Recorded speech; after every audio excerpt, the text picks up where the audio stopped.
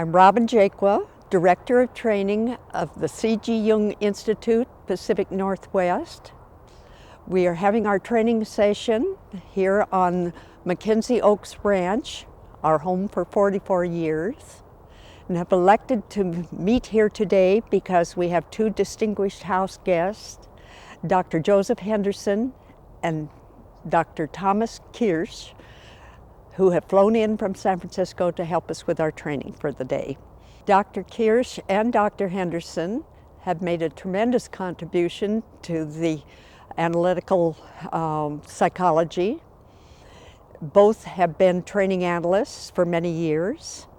Both are medical doctors with specialties in psychiatry, and both are on the training staff of the C.G. Jung Institute in San Francisco.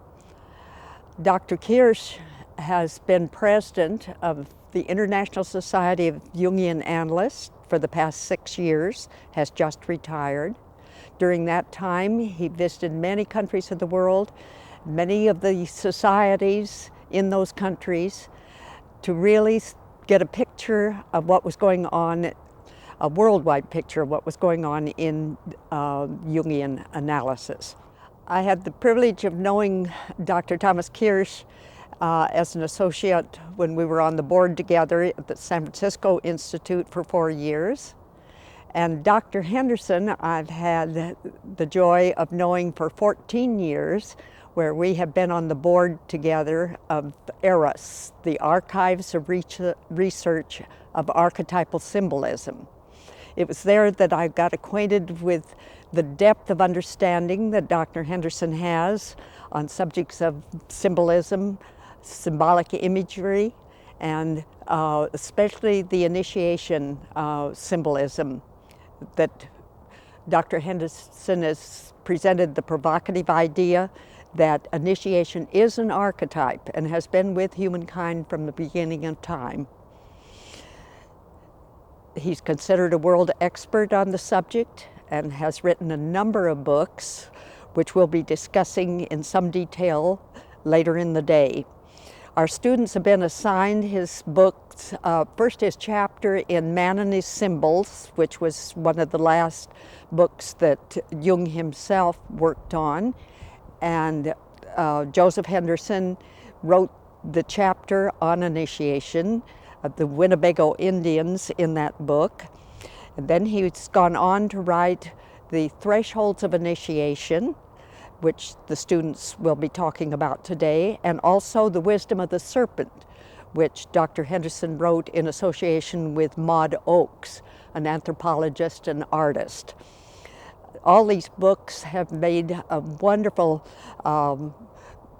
explanation of how initiation really is an archetype, a universal experience in the growth and development of the human psyche, both individually and collectively. The program you're about to see is the morning session with Dr. Henderson and Dr. Kirsch. Present will be the core faculty, Dr. James Witzig, Dr. Sylvia Weishaupt, and myself. Also with us are the 4 candidates, Dr. Robert Davis, Joell Hyman, Anna Lyons-Roost, and Dr. James Soliday. Also with us, a senior member of our society, Dr. Joell Hyman, who is a medical doctor and radiologist specialist in Portland. She and her husband, Milton Hyman, have long time been the head of the radiation department of the Good Samaritan Hospital in Portland. This morning, we're asking Dr. Henderson to be the main trainer and focus on the archetype of initiation.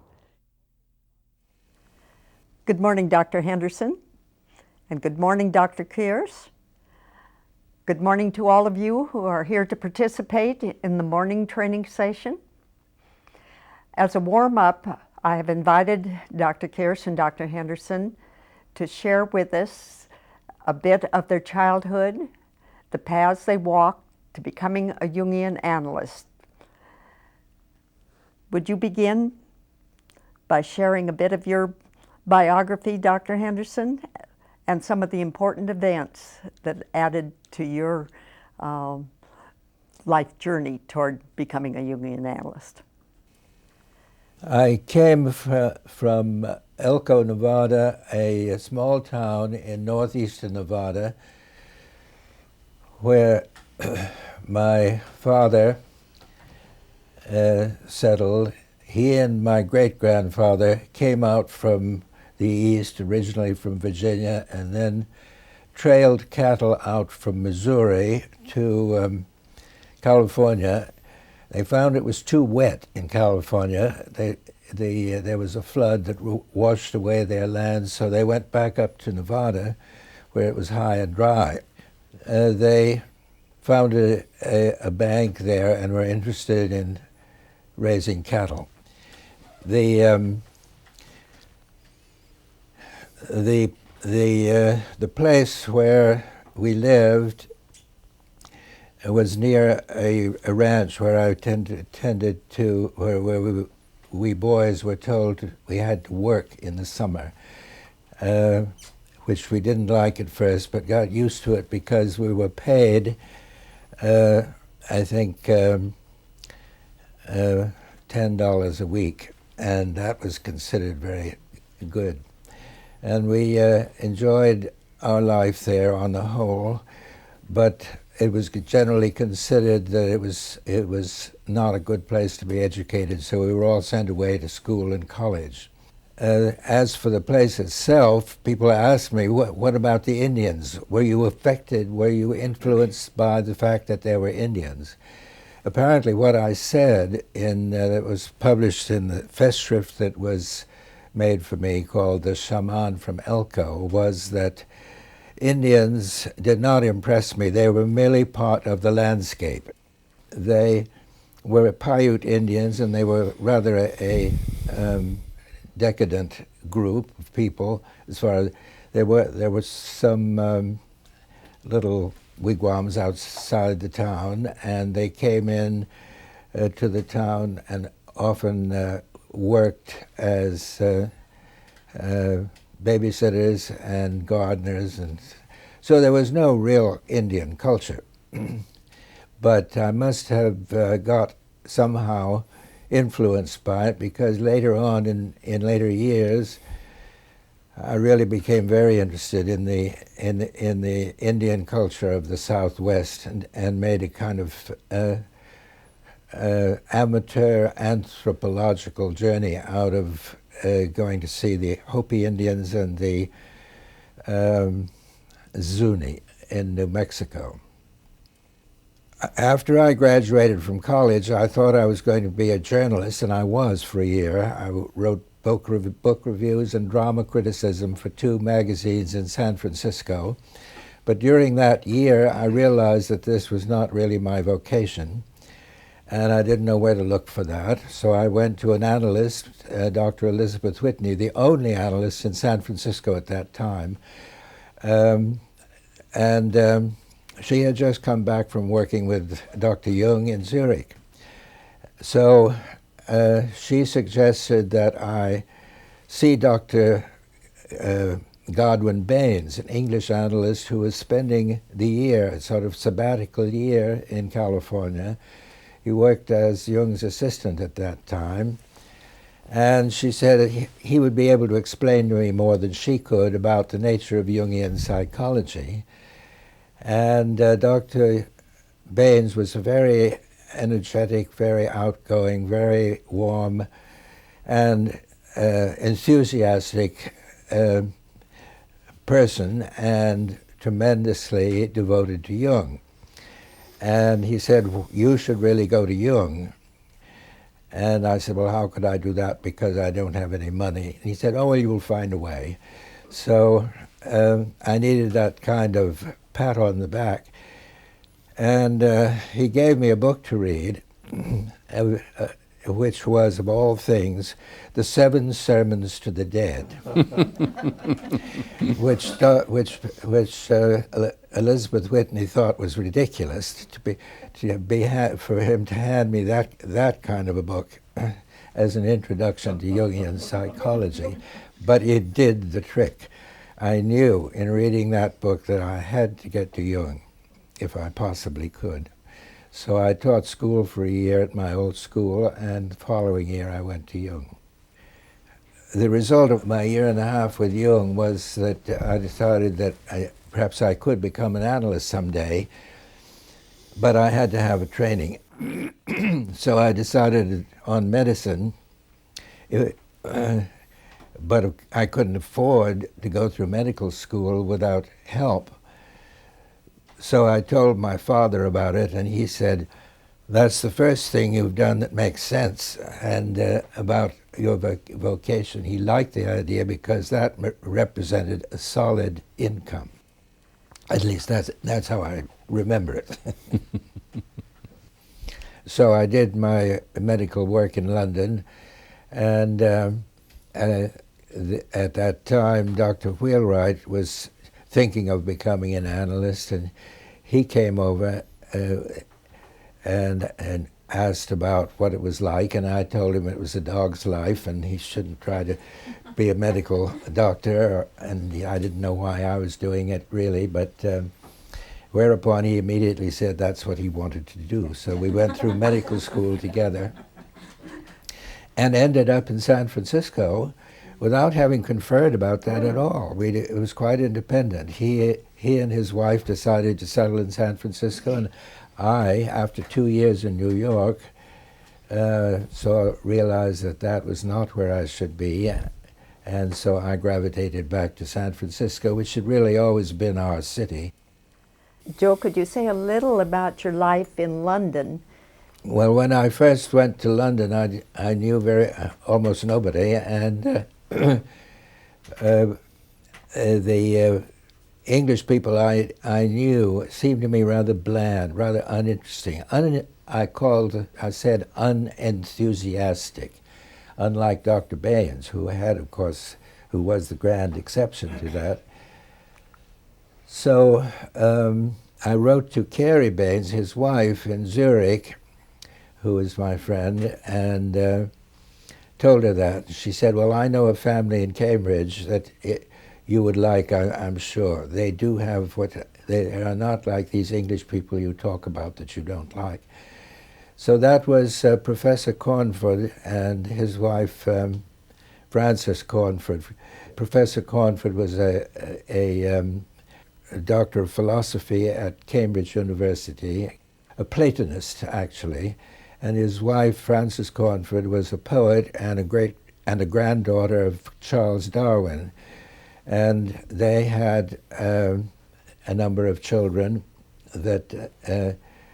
and I got to know the family and began to feel more and more at home and comfortable with them. And their eldest daughter then ultimately became my wife. Now, was she dancing at that time? Yeah, she was a ballet. She was a student of ballet at the ballet club in London. That was a very special training center for ballet. And so I was in medical school.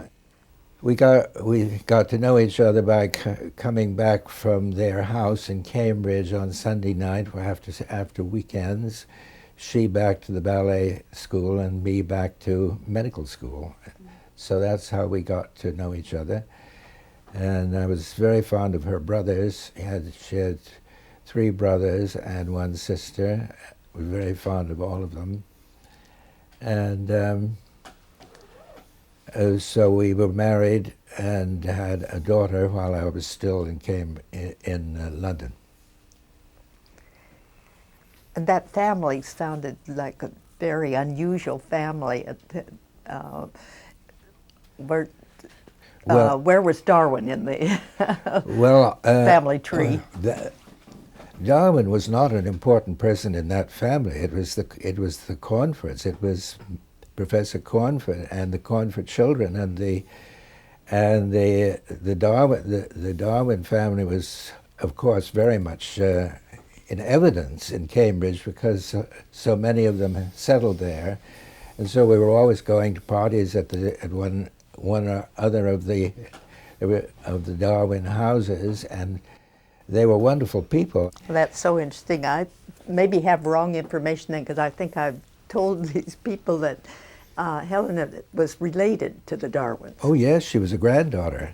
Oh, all right. Now that's what her mother was a granddaughter of Charles Darwin. Her grandfather was Sir Francis Darwin, a botanist who lived in Cambridge, and so my mother-in-law was his only daughter. He had a son by a previous marriage, and then this one daughter. So there was a marriage of two illustrious families, and sounds like the opposites that came together. Yes, well, it was a very interesting family. I enjoyed the association with them very much indeed. Well, Joe, doesn't it go back also to the Wedgwood? Oh yes, the Wedgwoods. In fact, they were considered, they would be looked on by many people today as more socially illustrious than the Darwins. The makers of Wedgwood pottery, and they were a very strong family that lived in the country, had a big country estate, and so we were always seeing Wedgwoods as well as Darwins. One of the Wedgwoods was Ralph Vaughan Williams, the composer, and they were also related to members of the Bloomsbury group. One of the Darwins had married the brother of Lord Keynes, the economist. So there were a lot of kind of celebrated people in the family. Well, so let's move back to your pursuing the Jungian, becoming a Jungian analyst. Did you go back to Zurich then from London? Well, I had a certain amount of analysis while in London with a Jungian analyst called Erna Rosenbaum from Berlin, who came over following along with many other people from Germany to get away from Hitler. And I had some analysis with Dr. Baines at that time, but I went back every year to see Jung as often as I could for brief periods of time. So I would say my analysis went on without benefit of analysts most of the time. I was, but it was going on just the same, as if I were in analysis. So, and I always said that I would come back at the end and ask Jung if I should be a Jungian analyst after I finished medicine. But by the time that happened, it had sort of been accepted that I was going to be, and Jung treated me as if I already was. And so there was never any formal declaration of. And but I went back. The last year I was in. When I finished my medical course, I went back to Zurich for 3 months, and then no more. That was the end. Mm-hmm. The whole period of my analysis was about 10 years from, I would say. Had the San Francisco Institute been established by then? No, there was no Francis institute. Wicks Joe Wheelwright and I and Dr. Whitney and Jane Wheelwright founded a little analytical psychology club in San Francisco. That was the beginning. Mm-hmm. And we just did it for ourselves and for the few people around who had had some Jungian analysis. And gradually that became a place where some of our patients gravitated. But after 2 or 3 years of this, we realized that we had to become more professional. So we founded a professional group called Society of Jungian Analysts. and then gradually students came, and we started out as a medical society. It was a group. It was considered that everybody should be a doctor, if possible, except Jane Wheelwright, who was allowed to be the one and only lay analyst in the group. And then, as time went on, we found that the psychologists were unhappy with not being able to be accepted, and several very gifted psychologists appeared on the scene, and we realized, of course, we had to accept them. They were doing Jungian analysis. So then we began to change and began to think in terms, ultimately, of an institute. It took some time before we were able to do that. Then finally, it was our students that convinced us that we had to go out and buy a house and become a true institute. We said we couldn't afford it. They said, you can if you want to, and so we did. And Frances Wicks was helpful in that, wasn't she? No, she had nothing to do with that. Oh, really? Well, what she did was to leave money to a foundation, the Wicks Foundation in New York, and she liked us as a group, and so when they talked of closing the foundation and disposing of the money, a lot of the money was given to various Jungian institutions, but there was a lot left over, and she was inclined to favor us over the New York group, and so a healthy amount of money was left by her foundation after her death. It. But that's the only connection. Okay, that's wonderful. And when did you meet Tom? Well, Tom came from Los Angeles. And I knew his mother and father very well. They had been in London when I was there. They had come to London and stayed there for a while, where Tom was born. And I didn't know about that, but until much later. Then I saw them again in New York the following years after I came back from America. I spent 2 years in New York, and his parents were there then. And then they came out to California, and we established a friendly connection between the San Francisco and the Los Angeles groups. And when Tom had gone through Reed College and various other things, and seemed to need an analyst, he came to me. It's a nice way to put it. Well, thank you, Joe. That's very, very interesting. Now that puts you in the spotlight, Tom. Well, I'd like to just add a couple things what Sure. Joe said about, to give you a sense of the timing of when all this happened of the Institute, because I was on the scene then, is that I think that the San Francisco formed an institute about 1963, and the Wicks grant didn't come to us till 1973. Oh, that's See, so we bought our first house there on Clay Street on our own, and then when we got the terminal grant from the Wicks Foundation, that's when we bought our present house on Gough Street, and that was 1972 or 73.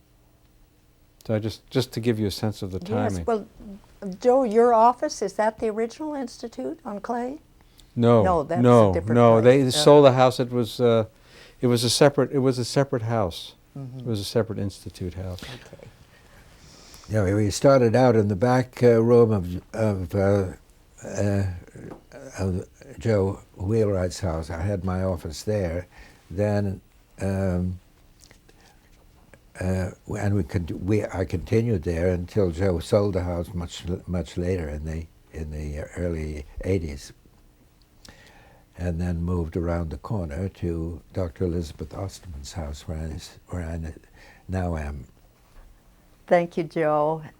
You gave us a great lead-in for Tom to take over now, because at least we know where you were born.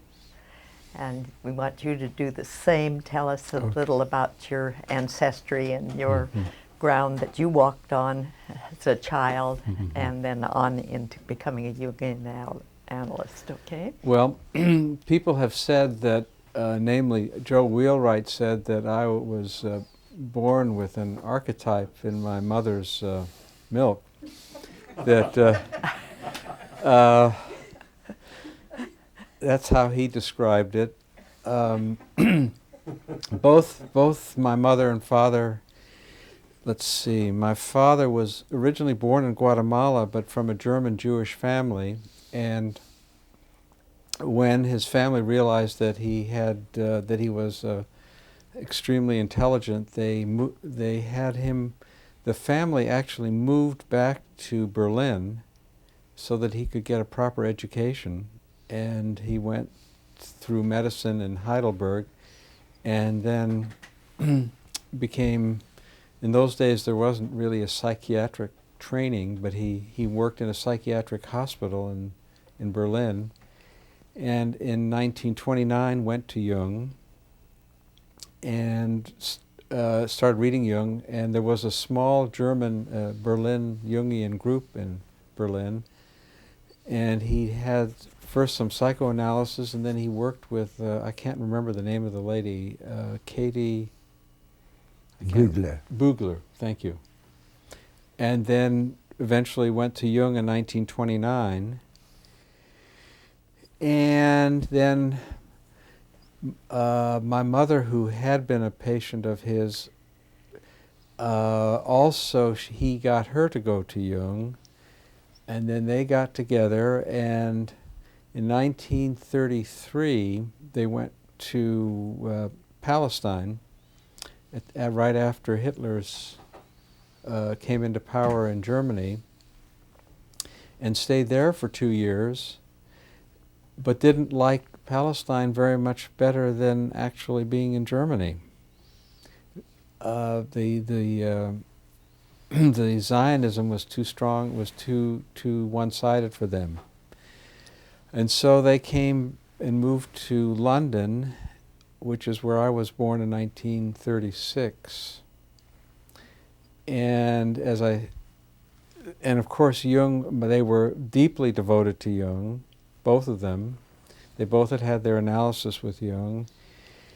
And then when World War II started and the Battle of Britain, and it looked like Hitler was going to overtake everything, my father, because of his Guatemalan passport, and he had a large American family in San Francisco of all places, so we emigrated to the United States, stopping in New York for a little bit, and then went on to actually, my dad went to San Francisco, found that he had about 200 to 300 relatives in San Francisco, and thought that's just going to be impossible for him.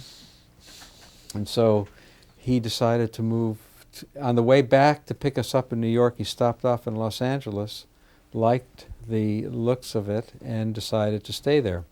And so we grew up in Los Angeles, and right away, at a very young age, my father and would have weekly seminars. You have to remember that Jung, not much of Jung was translated into English, and this is the 1940s, and so he translated many of the books as they were being written into English, and they would have seminars on them. If you notice, for instance, if you ever look at the book Answer to Job, the translator Hull acknowledges my father's translation and the help of that book, for instance. Mm-hmm. So that the pattern was to start that seminars were to begin every week, and there was also was a way in which Jungian psychology was practiced at the time, was that in the waiting room, the patients my parents worked at home, and I saw most of the patients as I came home from school, and one thing and another. Was much more informal than it is today. And in any case, I didn't know what I was going to do, but when I was 17, my parents took me to Switzerland, and that was very important. And I was saying to myself, I think, as Joe was talking, I thought, well, that's where I first indirectly met you, Joe, because that's where I read Plato's Republic, translated by Cornford. And I remember that being that was part of our humanities course. We spent a lot of time reading it and liked it very much. And that's where I first started to read a little bit of Jung. I read Modern Man in Search of a Soul and 2 essays. And then I was in Europe in this 1955, and I got an attack of appendicitis in London, and I had to be put on a wait list to get operated on, so my parents were in Switzerland, and I came to Zurich and got the operation. But it also meant that I was able to be there at Jung's 80th birthday celebration at the Grand Hotel Dolder. And so my mother, being the type of person she was, she snuck me into the receiving line. And introduced me to Professor Jung at the time. And made a tremendous impression on me. He had a very warm handshake. And it just somehow, I was really quite taken with the whole experience. And then the next year, my father took me out for tea with Jung in Kusnacht. And by this time I was a junior in college, and I've been reading all this philosophy, and so I asked some very sophomoric questions of Professor Jung. Excuse me, Tom, in Kusnacht, you went to the Jung home there on Zurichsee? Yes, I did. Mm-hmm. And that's where tea was being served? That was where tea was served. It was my father, me, and Jung. Mm-hmm. That was it. And so I started asking some very bright-eyed questions, and Jung answered me very politely at that time, and it was very interesting. And I was quite taken with the whole thing. And then I was just finishing college at this point, and I was running into some relationship problems that were to plague me for many years to come until I saw Joe. And so I decided to go back to Zurich for summer, 3 months of analysis. And so I did that. That was 1957, and I did the same thing in 58. And by then I realized I was getting hooked on Jungian analysis. Was that with Jung? No. I saw Dr. Freddie Meyer and Dr. Liliana Fry. I saw the two of them kind of. In those days, you did this, seeing a man and a woman when you went to Zurich. So 3 times a week I would see Freddie, and twice a week I'd see Liliana Fry. So it was quite a dose. It was quite a dose. And then I also had the opportunity, my father was also there, and he was lecturing at the Institute, and he had an appointment with Jung at the same time he was to lecture at the Institute. So one thing led to another, and I got the appointment. So I went and saw Jung, but I was coached about what I should tell to Jung.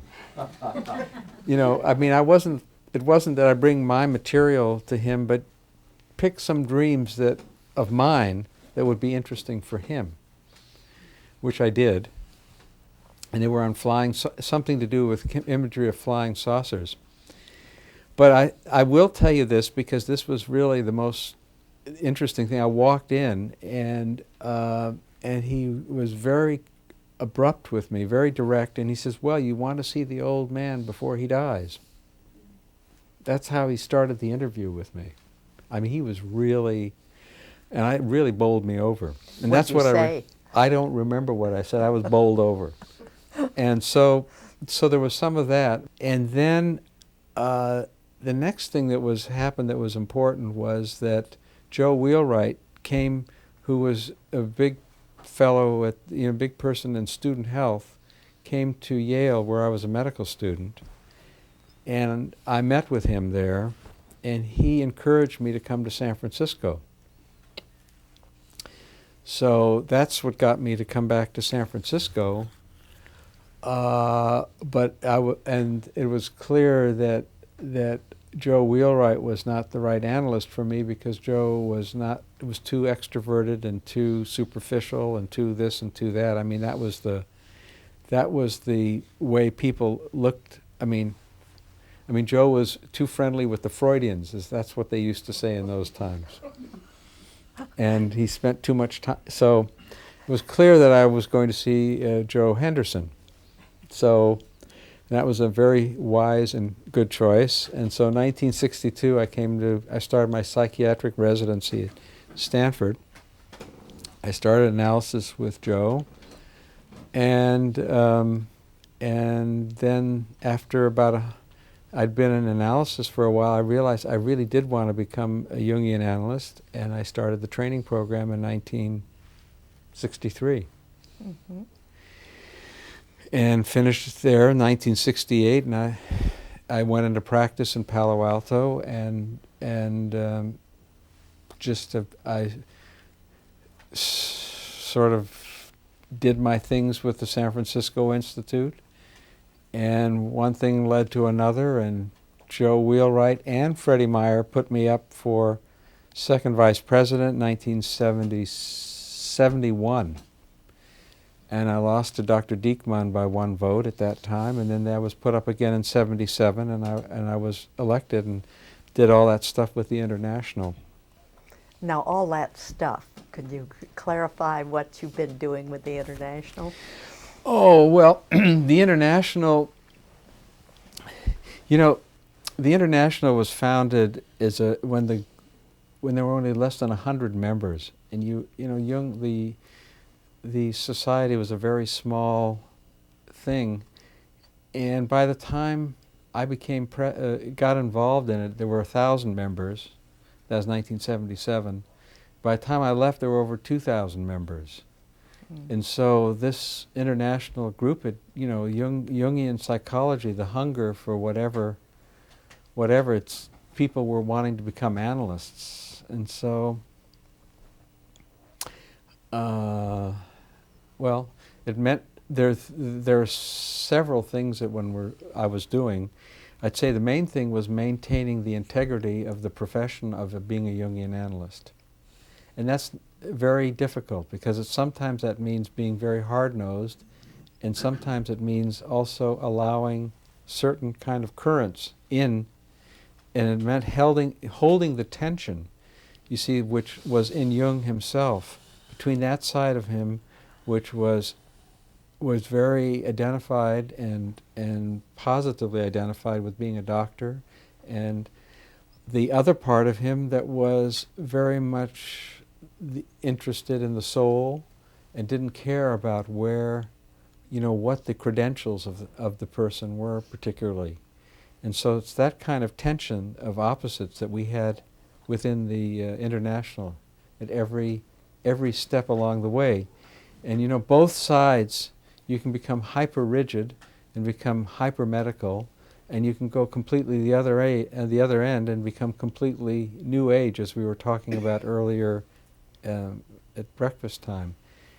And so there are all kinds of issues around that polarity between, whether it's around credentialing, whether it's around ethical issues, whether it's power issues between members and groups, and we were doing that kind of thing.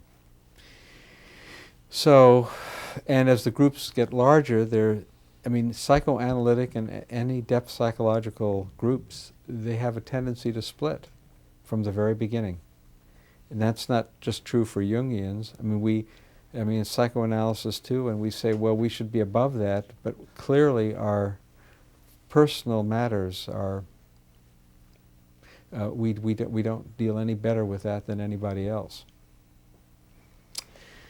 Now, can You I say, didn't yes. tell that you became international president. Oh, right, and I did. For 6 years. I was, think and I that's ended up important. being president of the International from 1989 to 1995, which was, for the most part, extremely satisfying. But by the end, I was really ready to move on to something more psychological. And now, because of my history and my background, I'm working on a history of analytical psychology. I'm writing a book about that to cover our the field from really. I'm going to start at 1913 because it's really when Jung and Freud split that analytical psychology as a field of its own began. We're going to have a chance to talk more with you this afternoon Right. about that, but that gives us a good Well, I background. I You want to have add some more things. I have one other thing I had to add because I would say I've mentioned my father a lot, and I would say though that growing up, it was clearly my mother's relationship to her own unconscious and to her own psyche that I felt was the positive thing that attracted me to Jungian psychology. And it was only in my later life that I began to appreciate my father's generosity and also his scholarship. So I wanted just to add that. Well, I like that. Yeah, well, We it's mothers true. want to be Yeah. honored. Right. No, it's true. Dr. Henderson, we're going to go to another portion of the interview now, and I've asked the candidates to each have a little time with you and ask questions. The theme is the book, your book, The Wisdom of the Serpent, and that's the myths of death, rebirth, and resurrection. The first person who will be interviewing you is Anna Lyons-Roost, and she's going to take the preface or the first chapter of that book. But before you begin, I wanted to read from the back cover the paragraph that was written by John Beebe, who is an analyst in San Francisco. John Beebe says, or Dr. Beebe, "This is a classic work in analytical psychology that offers crucial insights on the meaning of death symbolism and its inevitably accompanying rebirth and resurrection symbolism. As part of the great theme of initiation, of which Henderson is the world's foremost psychological interpreter, this material is really the next step after the hero myth that Joseph Campbell has made so popular and provides an understanding of how not to use the hero myth in an inflated way as a psychology of mastery, but as an attainment progressively to be died beyond." And that would be the introduction of the fear of death that Anna Lyons-Roost, our candidate from Eugene, will be talking to you about. Dr. Henderson, you talk about the fear of death as being essentially the ego's fear of the unknown. This feels like a very powerful insight, and I'm wondering when and how this came to you. It came quite spontaneously as I started to write the book. I had no preconceived idea of how to introduce this, but I suddenly felt, well, of course, fear is fear for the ego. I mean, it's a totally different kind of fear. There is fear coming from what we call the self, but that's a totally different kind of it's not so much fear of death as fear of what the self might do to overwhelm one with some kind of higher knowledge, but it is essentially non-personal. As the years have gone by since you wrote this, and this material has been related to people's experience, how has this held up? Well, it seems to have held up very well. I've had a lot of good reactions people have had to this idea, and I think mainly what people like about the book is that it's essentially undogmatic. It doesn't set out to explain what mythology is or what psychology is, but it sort of plays back and forth between the two. That was what I felt was the assignment that I had, and so it seems to have worked out quite well. In reading the book, I found two areas that felt particularly rich for me. And one is the beauty of the imagery, which I'd like to ask a little bit more about. And the other is the application. And that is how can this come into our lives and into our community in a fruitful way. You wrote of the dilemma of modern people as the need to choose symbols of containment in a meaningful group or symbols of liberation through a transcendent individual way. And anything you can say both about the image that you offered along with those two coming together. You talked about the possibility of joining and reconciling those two images. And so anything about the image, and then I'd like to ask you more about the implications. Well, about the image, I would say that first chapter about the cosmic symbol of play represented by the dance of Shiva would represent more the ecstatic state of transcendence, and that would be more that sense of liberation or transcendence.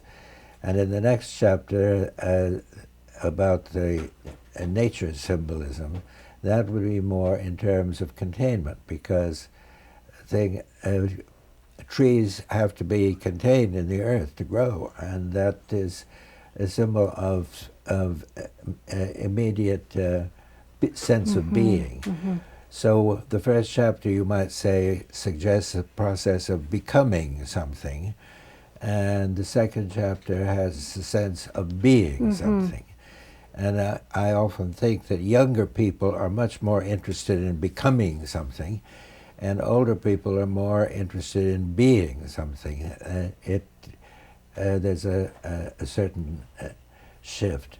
But in the process of individuation, we often find that people need to reconcile those two. They need to think in terms of containment and transcendence going on at the same time.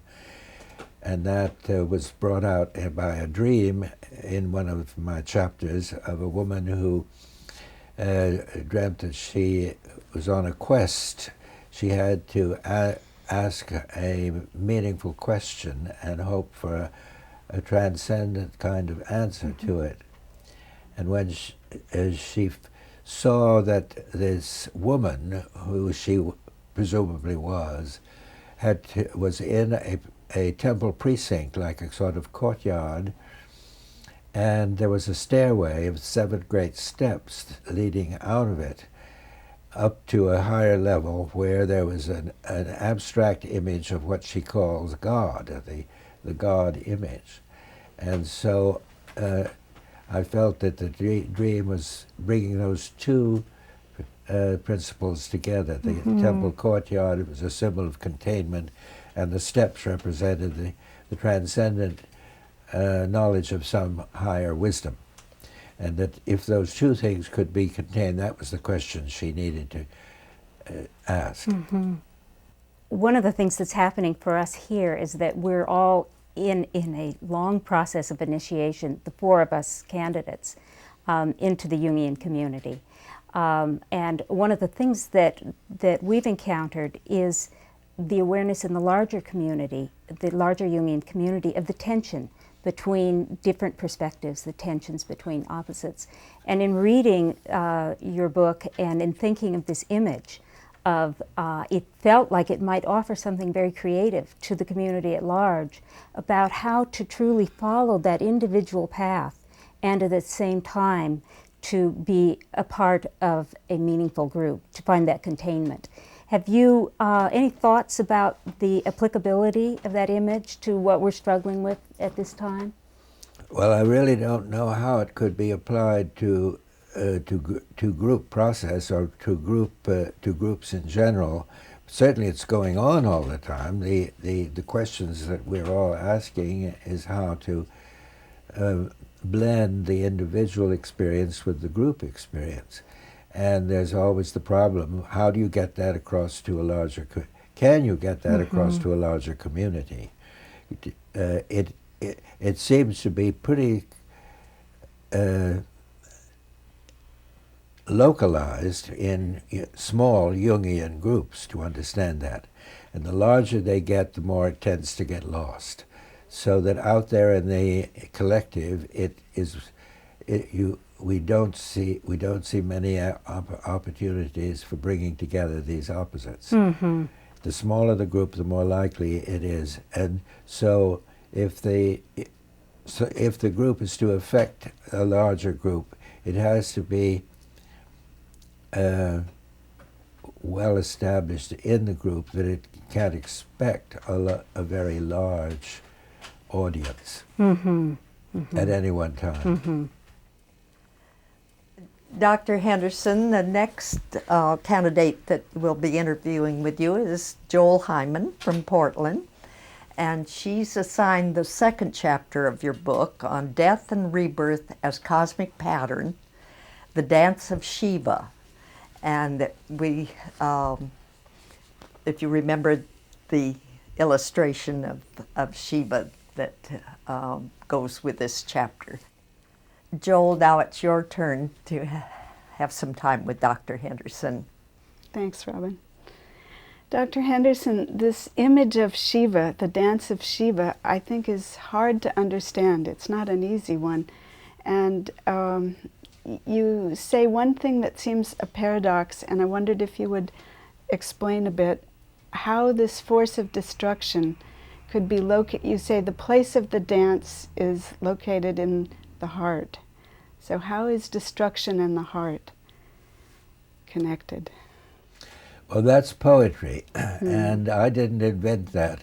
That was Heinrich Zimmer, whose work Kunstform und Yoga and also other things written about Hindu mythology was my source.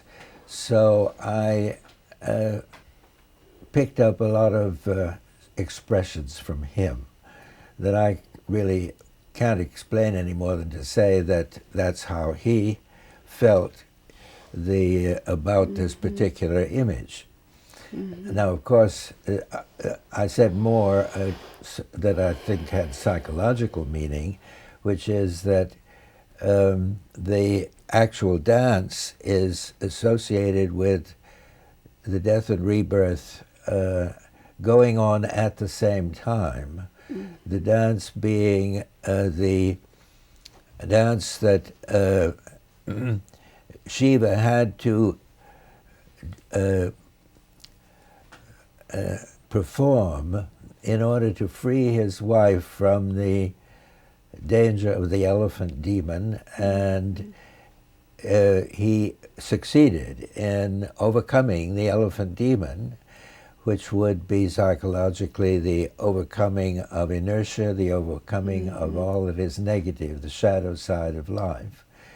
And in the mythology of that image, it appeared that Shiva had forgotten about this. He was in a state of inner contemplation, blissfully unaware that there was anything bad going on, until he suddenly woke up and realized that the elephant demon was about to steal Shakti, his wife. Then he came into action, overcame the demon, and then he might have said triumph. The hero has won over the forces of evil, but that is not the way it was. He realized that in overcoming the forces of evil, the shadow, he had contacted the shadow himself, and that's why he had to do the dance, to purge himself of the badness of the shadow side of life, and in doing so rekindle the energy for rebirth.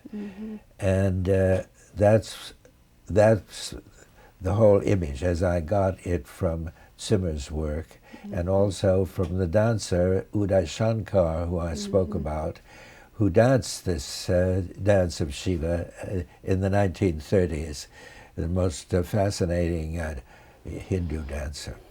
I don't know whether that answers your question or not. Yeah. Well, and in a sense you're saying it's a force of separation, that without separation we get lost in the energy of fusion and love and death. Yes, exactly. Oh yes, absolutely.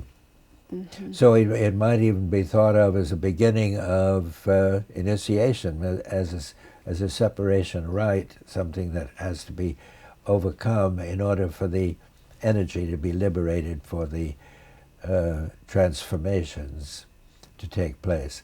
And the dance itself is like a transforming image. It's like a transformation of energy. I wonder if you feel like the archetype of destruction is more present now as we're approaching the turn of the century. And some people have been commenting on the changing of forms in politics and industry and organizational structure. Would you say that's Shiva's dance?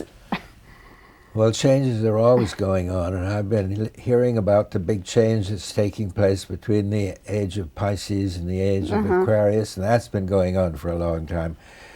I remember when I first heard about it, I thought, oh, any day now there will be a big change, but there hasn't been. It's just the same old changeless world that is nevertheless always changing. So there's a paradox there. It changes, but it doesn't change. As the French say, plus ça change, plus ça reste la même chose. And so I don't look forward to any great cataclysmic changes, either in human or any other, but that's because I just don't know. I only know what I can do for certain. We could perceive about certain people going through certain changes in their lives, and certainly in our groups, our Jungian groups, I'm very interested in seeing that there is a growing understanding of the principle of transformation, and of course it involves separation and a recognition of the power of the shadow to be destructive. But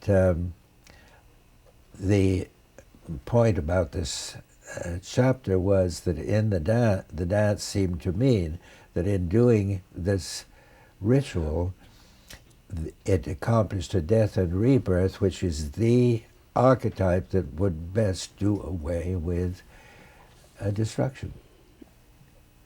My other question would be, could you are there particular images that would signal this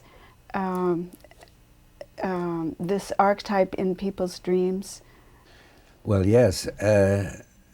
I think that it's there. As I said, it has to do with the whole principle of becoming and of movement and change. The spirit of play enters into it. So there's a great deal written today about the importance of understanding the psychological meaning of play.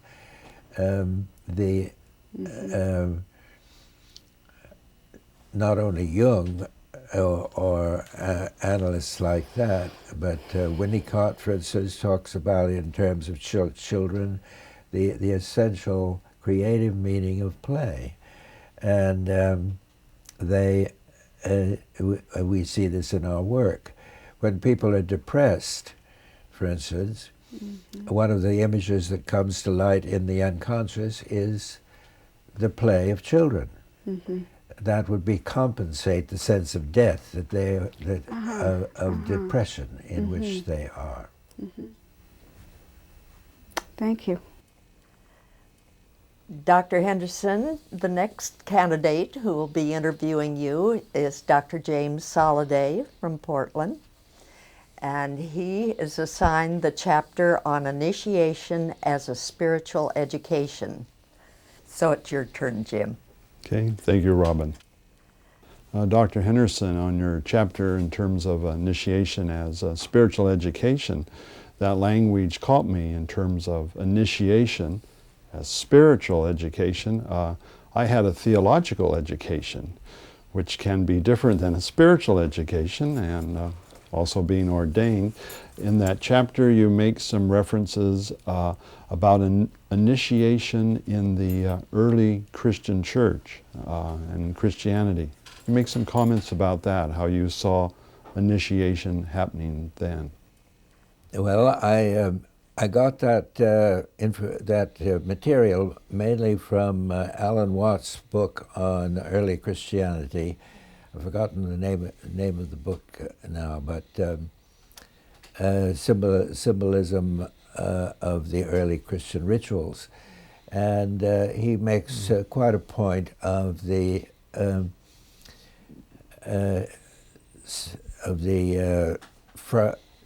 Saturday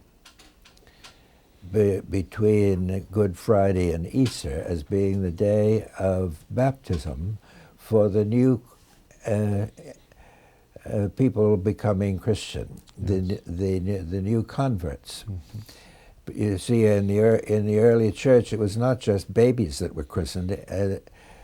Any new convert to the Christian religion had a baptismal ceremony, because they didn't have baptism for children to begin with. It was an adult rite.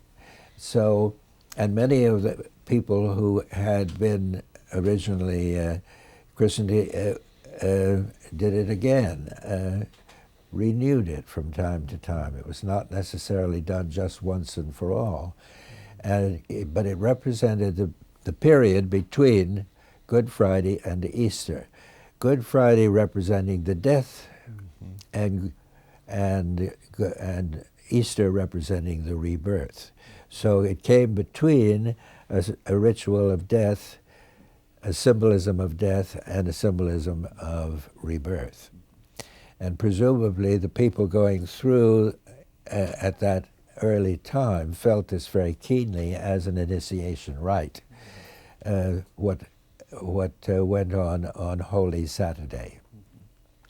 And that has faded out pretty much entirely. You know, people today don't think about what Holy Saturday is. They're more interested they're still interested in the Good Friday ceremonial and the Easter ritual.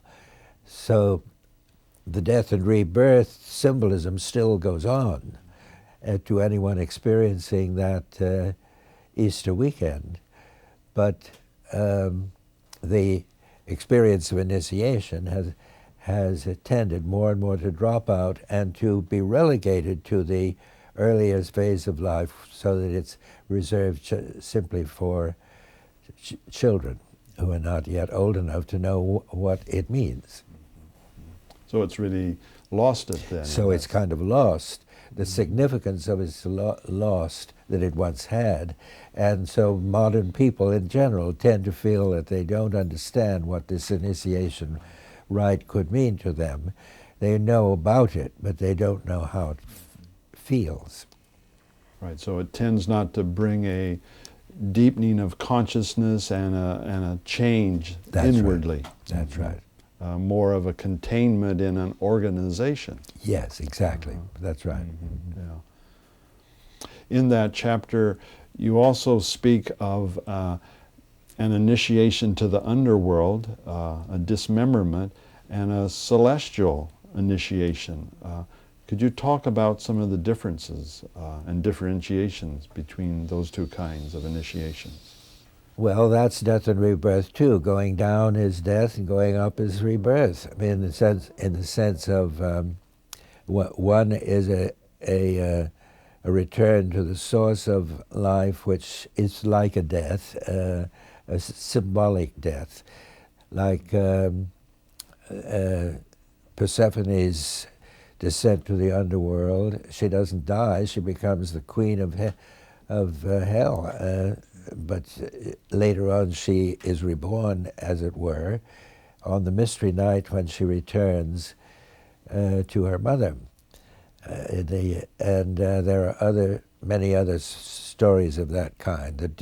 The descent into a dark place, and one sees this in dreams. People going down the stairs into a dark area, into a basement or into a cave, and a mysterious thing happening there, along with a great deal of fear, perhaps.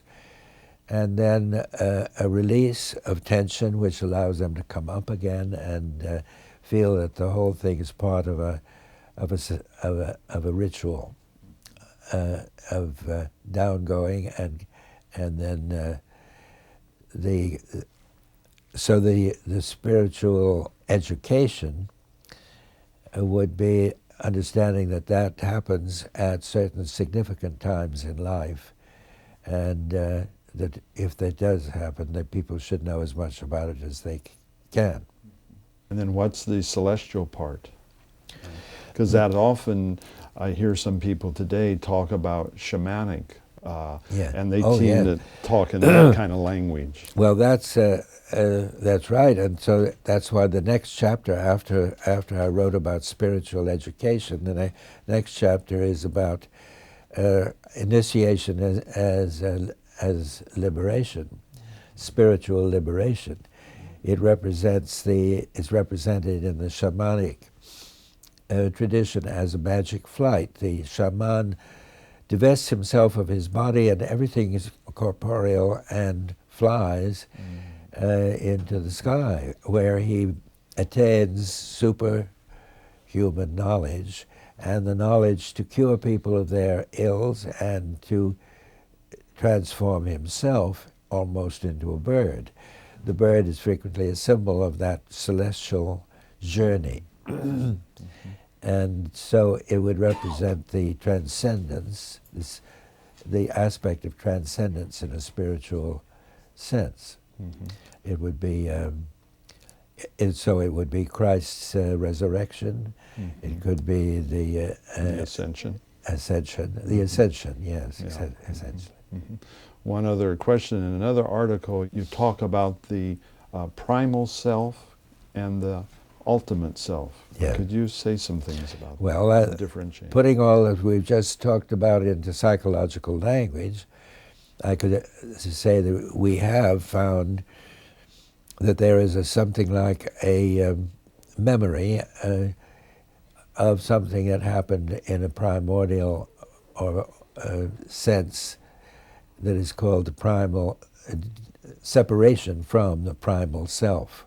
We don't know what the primal self is. We don't know what the self is, but we know that there is. It's as an image. It's a dual image of mother and father, of the outside and the inside, two sides of the calabash, all kinds of symbolism of a kind of duality that is a kind of unity, which has to be broken, separated from, for life to begin and for development to take place.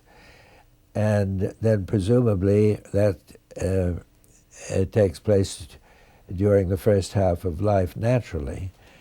And in the second half of life, it's not so clear what happens, but there is evidence to believe that there is some kind of experience of an ultimate self, a coming together on a higher level of this same duality, but changed, transformed into something more durable.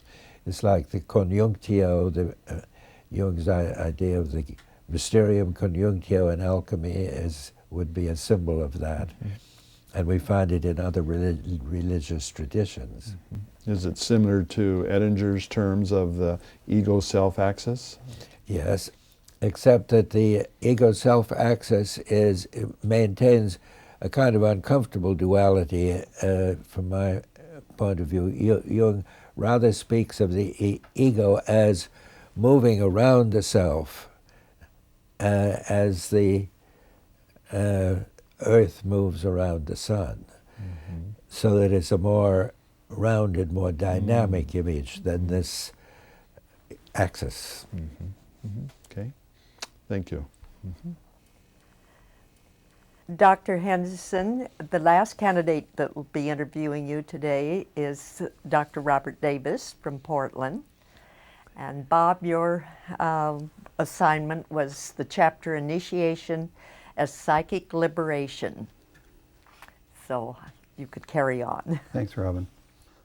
Dr. Henderson, after reading your book, I don't think I'll ever see the course of human development or the hero journey in the same way. And what I'm talking about is the way in which the archetype of initiation seems to weave through different stages. And one of the stages is descent, and another an ascent. And I was arrested or struck by the image of the serpent and wondered if I was on the right track with that, if that's what you had intended. Could you say something to amplify your choice of the serpent as a symbol?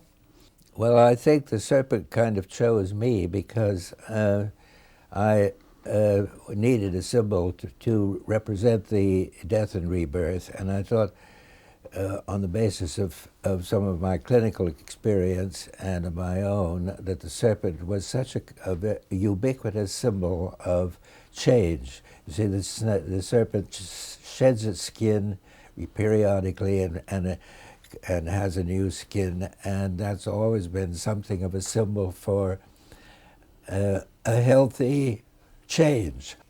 The medical profession uses it as the Asclepian symbol of a snake entwined around a staff, as a symbol of transformation and change that is much deeper than anything purely physical. It must have also a psychological meaning. And I find that very often when people need to go deeper, they come for psychotherapy or analysis, and the symptomatology and the discussion starts on a rather mundane level, symptoms that are already somewhat known and about which there are certain ideas of change and treatment. But the people who really change often have to go deeper, and the deeper experience is often symbolized by a snake. I saw just recently a man who started just wanting to get his life together, a very extroverted man, who many very interesting and lively problems. He was not at all a sick or troubled man, but a man with too much going on in his life for him to keep track of it all. And he was beginning to get worn out by this and by the demands made upon him by others. And so he comes to talk to me. We talk about that. For several hours we talk about how he might improve, how he might be less vulnerable to all these demands made upon him. But that doesn't quite get to him, it doesn't quite satisfy him. So he says, could you see me more often? I feel there's something deeper that I need, more about myself that I need to get into. So he comes the next time with a dream of a snake and a frog. Snakes and frogs in his dream. And what on earth would that mean? Well, so I said you wanted to go deeper, and so here it is. The snakes and frogs are both symbols of renewal. The The snake sheds his skin and appears in a new way as a symbol of healing. The frog undergoes a real transformation from a fish to a land and lung-bearing creature. And so it often appears in dreams as a symbol of a possible transformation. So this man now is ready to go deeper. I guess as I tried to relate it to the course of life and the various initiations that we all go through, it seemed to me that you were saying that too is a serpentine path. Yes, well, that's another aspect of it. That's why the serpent is such a good symbol, because it wiggles around and it seems to go in an indirect way. It doesn't go directly. It's the opposite of a linear progression from one level to the other. It slithers along, and it intrigues people. It has a fascination to see how it moves, and it's as though that movement is a representative of movement of the unconscious. Is the course of an individual's progress in analysis, or perhaps in their individuation, always a transcendent course? I mean, is it, if we look at the shaman and the initiation process of the shaman, that would seem to be the end point. And so can we take that as usually an apt analogy or metaphor for our own sake, our own development? Well, no, I would say not necessarily. Analysis as an experience of a collective sort, like an education, would have that idea of moving up, like going up a stepladder from a lower to a higher place. Mm-hmm. And when you get up there, then you know more than you did down below, and you might be enlightened, as they say. Yeah, but that's not what happens in a real a deep analysis. It's up and down all the way. It's going down as well as up, and that's why the serpent is such a good symbol of that. And the element that we look for is not how to get up there, but how to get up in such a way that there is a recognition of also what it is to be down, so that the opposites come together. It's a resolution of the opposites, not just one or the other. It seems that people so often come for analysis for the heaven flight or the magical flight, and they have to do a good deal of the descent as well as ascent, and some of the dismemberment besides. Yes. Particularly interested in the distinction that you make between resurrection and rebirth, and wondered if you could talk about that. Rebirth, as I said, is part of a cyclical symbol. Death and rebirth is similar to the change of seasons from winter to spring, from autumn, winter, spring, summer. The eternal round of the seasons is symbolic of death and rebirth. And it's also in many rituals that it's the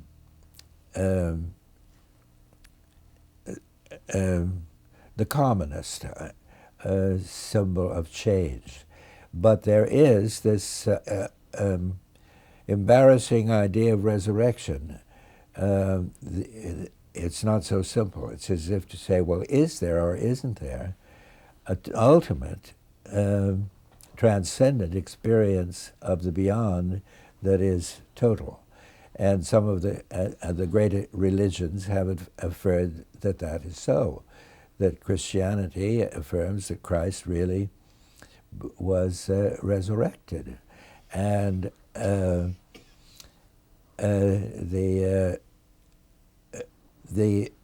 the question is, what is that?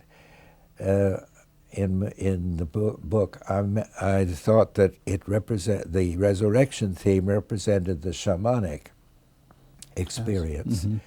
It's watered down a good deal in terms of the religions of Buddhism and Christianity, but nevertheless, that's where you find it in the great religions, great religious traditions, and presumably it represents a form of change that is transcendent and is beyond anything that we can really imagine. And if that is taken as real, then that is what the religion is trying to inculcate into the followers. It's that the change is real and painful, painfully real.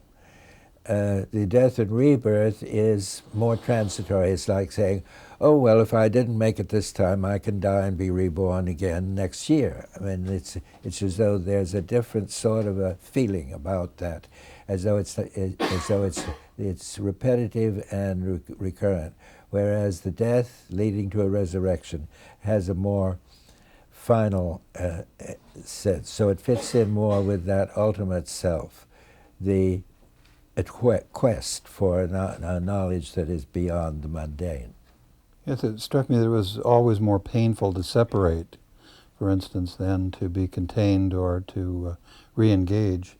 And I was struck by your language as you use those two terms, engagement and disengagement, and how each of them characterized one type of rebirth as against the other. And it made me think about the development in adolescence, for example, where separation is the issue, and also in old age, where a number of years ago the theory of disengagement was formulated as a way of expressing or explaining the course of aging. That is, that older people, according to the theory, normally break off their connections and contacts. In other words, they separate. And you use this word release. Can you say more about that? Well, you really said it. I think that is an example of what happens to people who are disengaging from life, in contrast to those who are in the process of engagement. The younger people are looking for engagement, of where to find reality and how to get into it and make it their own and succeed in it and be educated to it. Whereas in later life and in later periods of analysis, it's very different. It's as if people wanted to leave behind what they had learned and be open to some new and mysterious form of knowledge of the beyond. And so they tend to be less interested in their daily affairs and more interested in ultimate spiritual things. You spoke of the ultimate in your book in a couple of ways that I found quite beautiful, as something beyond the beyond. Do you remember that part? Yes. Well, it's even beyond what we can imagine, the beyond to be. That's how they put it in India. It's beyond knowledge of the beyond. You see, we think we have theories about what is the beyond, you see, and it's beyond that. Right, beyond the theory. Beyond any kind of theorizing, presumably. Thank you.